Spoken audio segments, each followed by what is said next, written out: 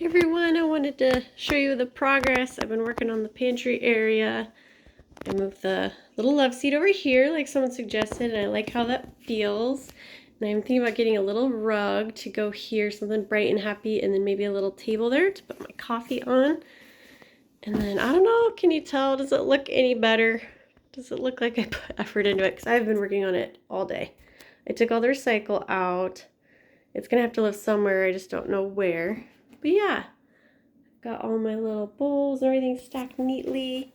Down here, I stole some bins from downstairs and in my girls' room for the onions and potatoes because they can't really sit together.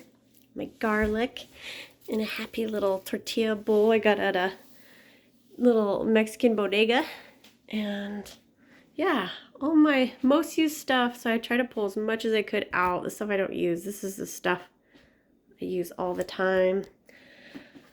I'm going through my books. I'll have a few more cookbooks. Oh, total score here. I don't know if you can see this vintage Women's Home Companion cookbook. It is like packed with recipes. I don't know if you can see, but it is just, it's a hefty little book.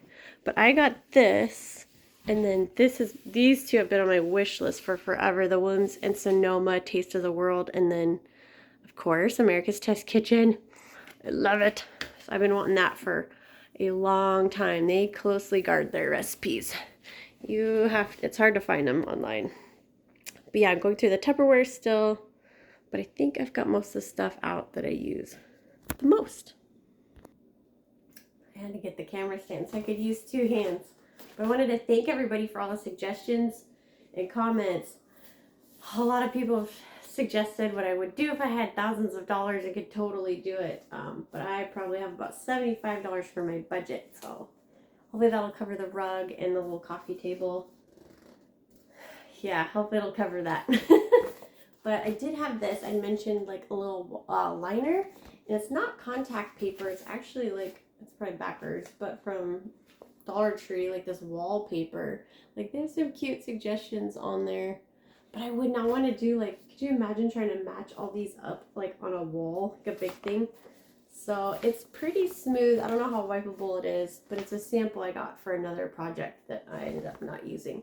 So I'm going to put this in my spice drawer and line it with that, just because I think I had some chili powder or turmeric spill in there, and it stains. It makes a mess.